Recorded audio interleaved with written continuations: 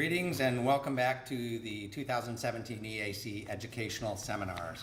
My name is Nathan Markowitz and it's my pleasure to introduce Greg Heim as our next speaker. Greg is a dealer, author of a book on half-cent attribution and a copper aficionado of half cents. His talk today is Changing the Way United States Half Cents Are Classified. Welcome, Greg. Thank you.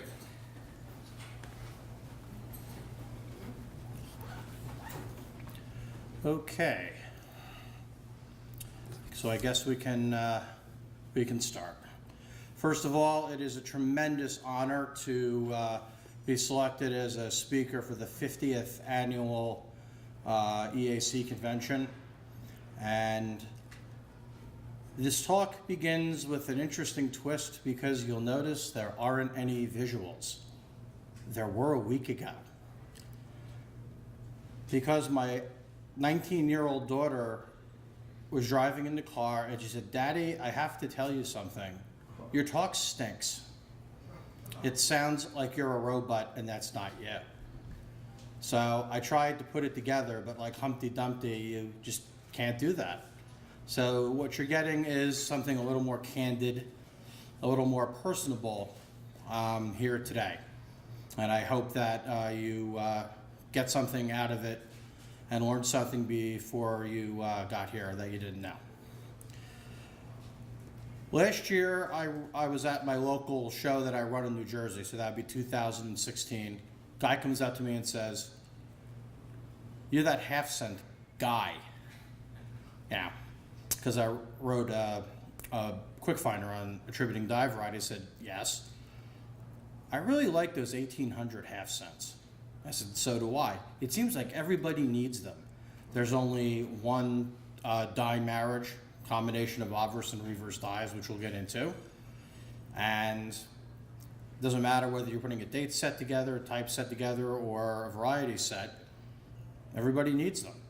There's a really nice fine to very fine coin I'd like you to take a look at." And I'm like, "Oh, of course." I look at the coin, and the coin's all there. Above average eye appeal, properly graded, properly priced. I looked at the guy and I said, "If you don't buy the coin, I will. And if you don't buy the coin, there's nothing I can do for you as far as giving you any advice. Because if you don't buy that coin, I can't administer medicine to the dead." He bought the coin. Had our show on April 9th. Now he knows my name. He's like, "Greg, how you doing? My name is..." I said, "I bought a couple half cents. Common dates, both 1804s.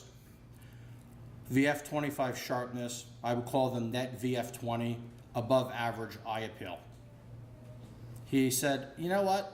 I've been overemphasizing the amount of detail on coins too much, especially on copper, and I realized that that was a big mistake because I bought that EAC grading guide and it was the best $50 I ever spent. I don't understand everything, but I understand what the best I can," and he got it.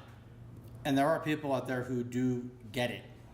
And it was very refreshing to see this guy come up to me who didn't even know what EAC was a year ago with 3 eye-appealing half cents that he purchased because I told him to buy one, and the guy spent $50 and bought our grading guide, which several people, when in his room, busted their buns in putting out.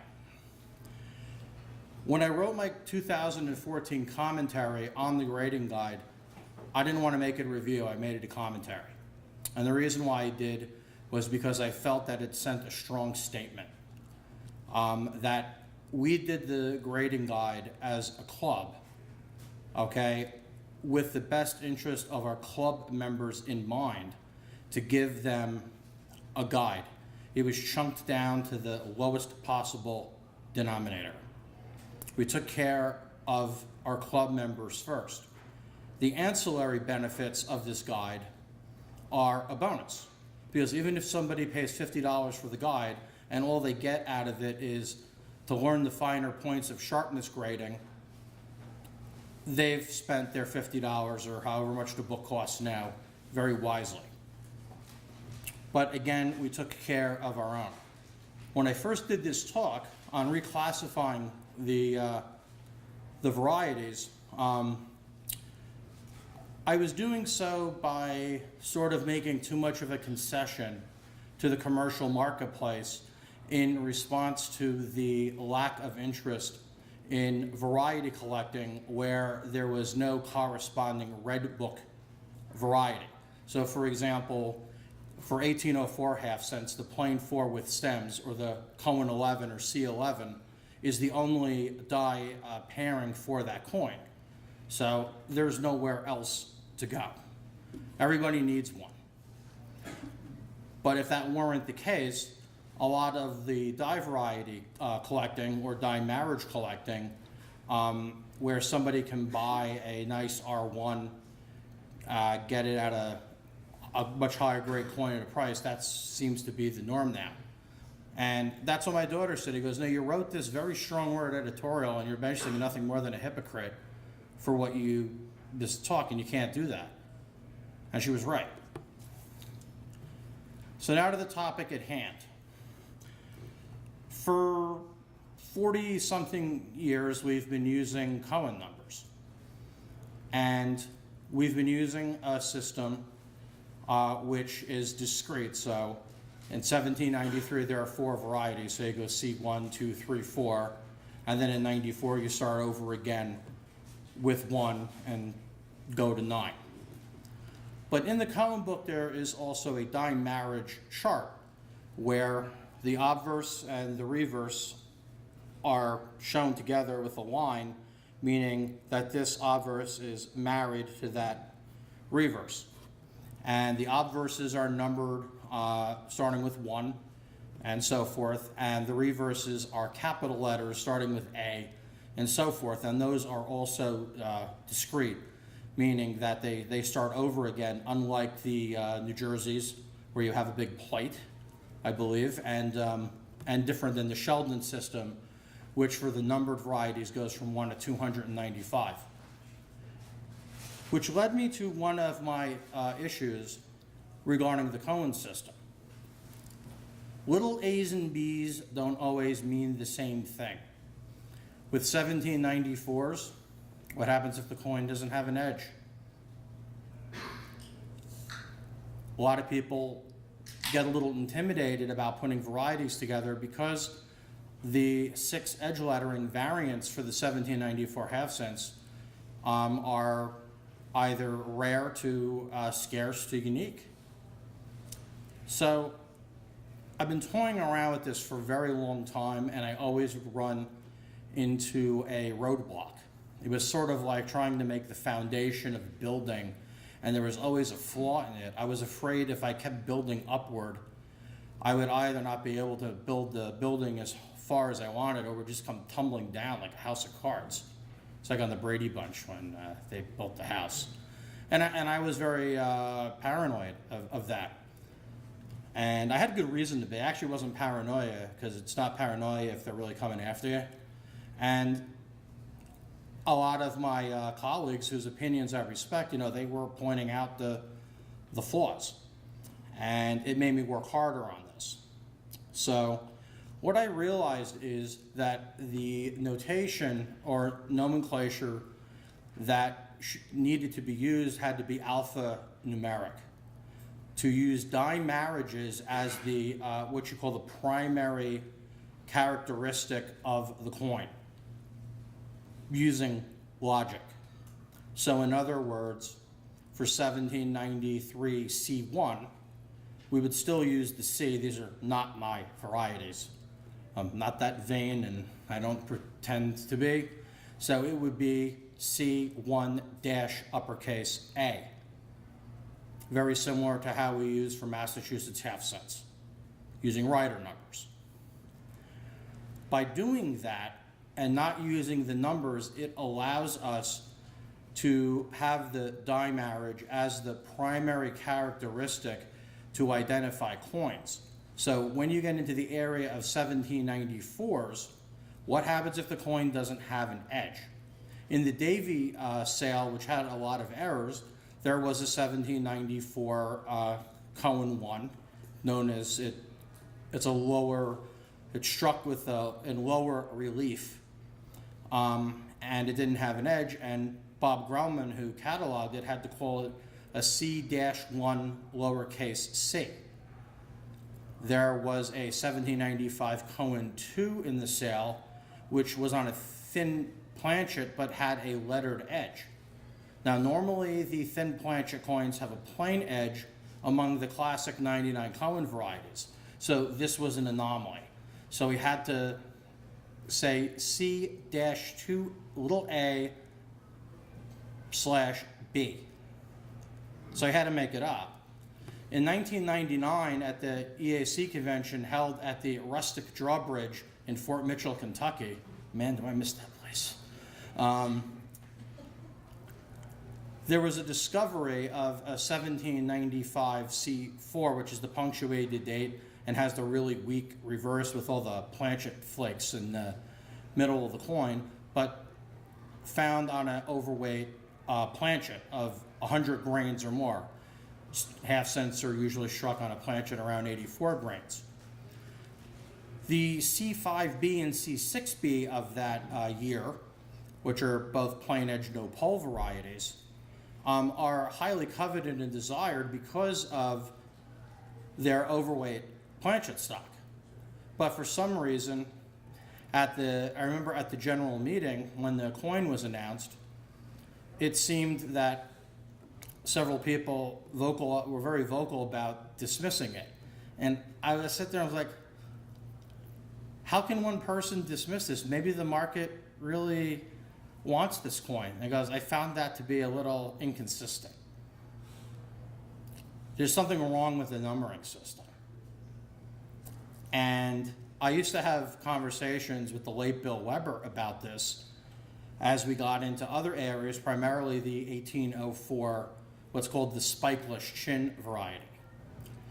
And that's how I first met Bill Weber. And very early on, he said, you know what, Greg, I really like your writing, but I don't agree with all of it. And I told him that the feeling was mutual. And we immediately became very good friends. And he was a good guy, and he really got my focus on this on and off, very on and off.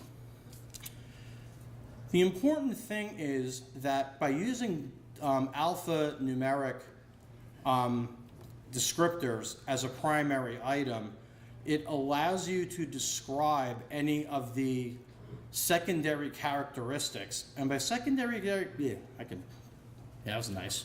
Secondary characteristics do not necessarily mean, and usually don't mean, that they're less important. We're talking about classification purposes. Things like edge lettering, planchet stock, die states, stuff like that.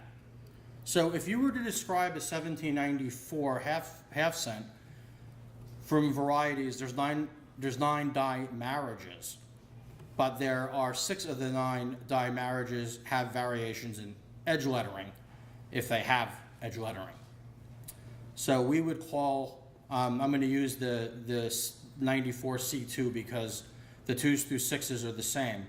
The ones that are using a lowercase a have the small edge letters, and the ones using B have the large. And for those, the large is the rarer of the 2 variants. If you were to just use the obverse and reverse combination, then you could use the alphanumeric notation and then describe it using adjectives or acronyms as large edge letters, LEL, if you have like a clientele that's familiar enough with it. And it would actually enhance the anomaly, or even better, what it would do is that it wouldn't make the anomaly as intimidating, because now somebody could complete a die marriage set, and in return that corresponds with the status quo of the marketplace with regards to PCGS registry sets. So it's a win-win situation, but it's a win-win situation putting us first and not just totally placating to the commercial market. It makes variety collecting less intimidating. It describes the coins which deserve to be described as they should and enhances them, because now the variations, instead of having inconsistent letters, which in this day and age do present a little more of a problem, because variety collecting in early type is on sort of a low point right now. That's a concession that doesn't sell us out. And it's one I feel that us in the half-cent community actually deserve to have. I think it actually increases the collector base of half-cent collecting because it makes it more digestible. When I wrote my quick finders in 1997 and in 2013, the purpose of the quick finders was to make the process binary.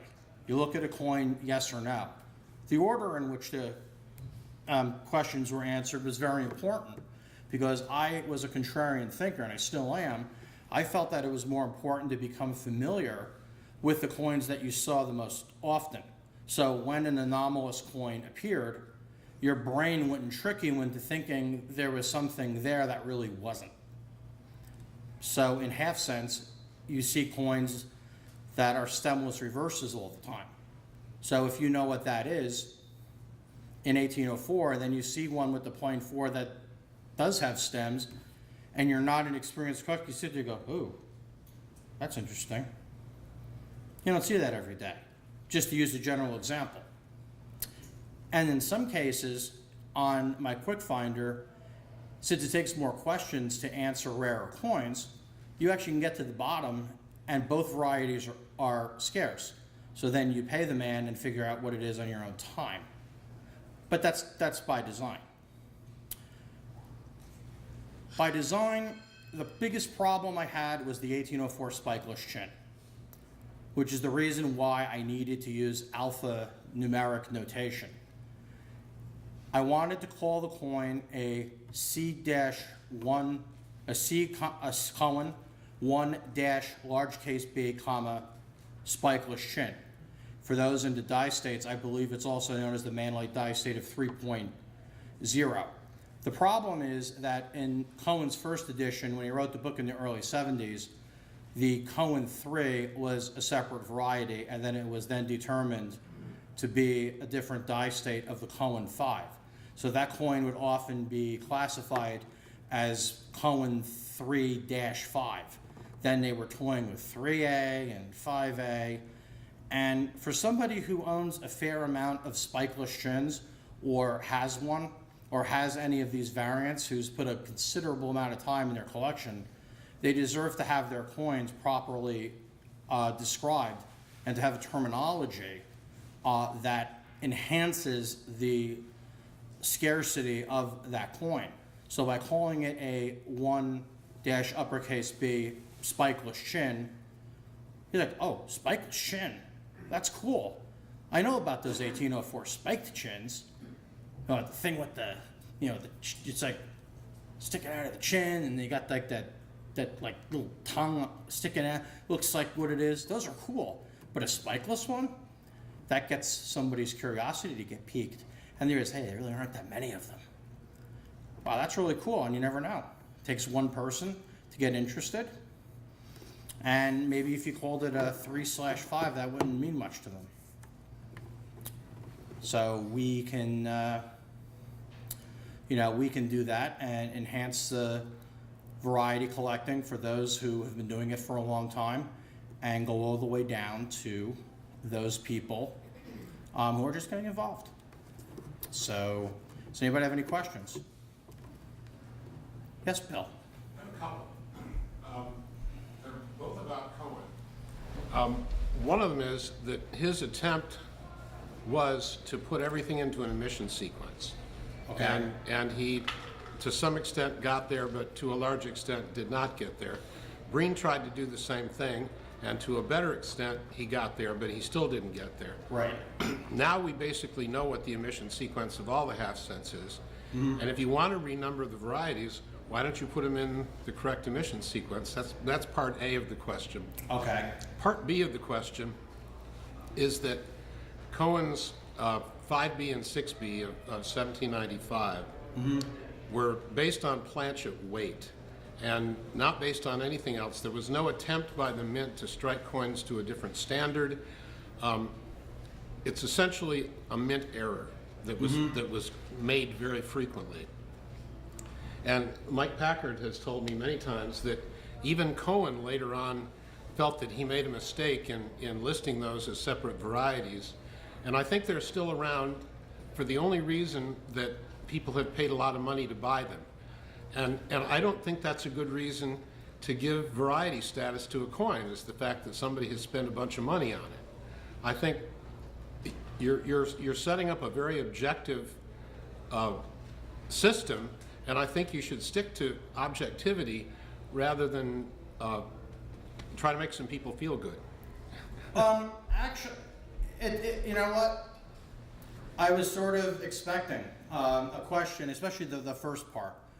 The thing is that the market will, by using die marriages are different than what we call varieties. They're actually varieties. Okay, a difference in planchet weight is actually a variant. Okay, by doing that, the market determines down the road what variants will command a premium. I guess without stepping on the toes of those, But whether there's a debate whether the 99 varieties, okay, are need to be changed down the road, I guess that's going to be determined, and should be determined by could be determined by the fair market. But I also felt that they could be recognized, too, objectively, and the chips will fall where they may, so to speak. Can I just say, I think we do it that way because we've always done it that way. Right. And I don't think that's a good reason to do it that way. Well, that's why I'm here. That way. I think it's a fair, and that's why I'm here. The whole thing is that if you use the alphanumeric notation, you also solve the problem. That was what I needed to do. So if somebody wants to just collect them by die pairing and doesn't care about the variance, then they can put together a die marriage set, and that, to me personally, is more appealing. I mean, there are even debates. I'm going to just go off on a wee bit of a tangent about the 1831, the original. But it's always been a part of the deal. And I noticed that in the PCGS registry, when it goes half-cent business strikes, it ain't in there. That's correct. Although they did certify Tet's coin as mint state because it was Tet's coin. And they've never certified another, and they won't certify another. You never know. Depends who owns it, I guess. But that's again, there has to be a topic of consider. And I know your background in science, and that's what I like. These are the kind of hard questions that I expected, and I'm happy. So yes, right. Just an observation. What you're suggesting here for the half cents has been attempted before for Vermont coppers, which are known by rider numbers. Right. Rider 1 through 39. Ken Brissett, a few decades ago, wrote a pairing of alphanumeric die marriages, and they're used today. But the problems with colonial collectors, as with EAC collectors, they're traditionalists. It's going to be hard to make a transformation from a Cohen number or Sheldon or Newcomb to an alphanumeric designation. Well, you would still retain the Cohen name. Well, the catalogers nowadays generally will put both the rider number along with the Bressett number in the catalog, but a rider 15, Vermont collectors still call a rider 15. And it'll take time if you're going to do this. And I never said it, and I never said that it wouldn't. And actually, this is just a proposal. I mean, I felt that as an EAC member, I had an obligation to peck away at this until I felt that I got it as right as I possibly could. Well, I think it's a good idea. It may take a generation or two of collecting. Doesn't matter. to make it happen. It's going to happen. But also, here's another thing. I believe with Overton numbers, I believe those have also been much more logically classified.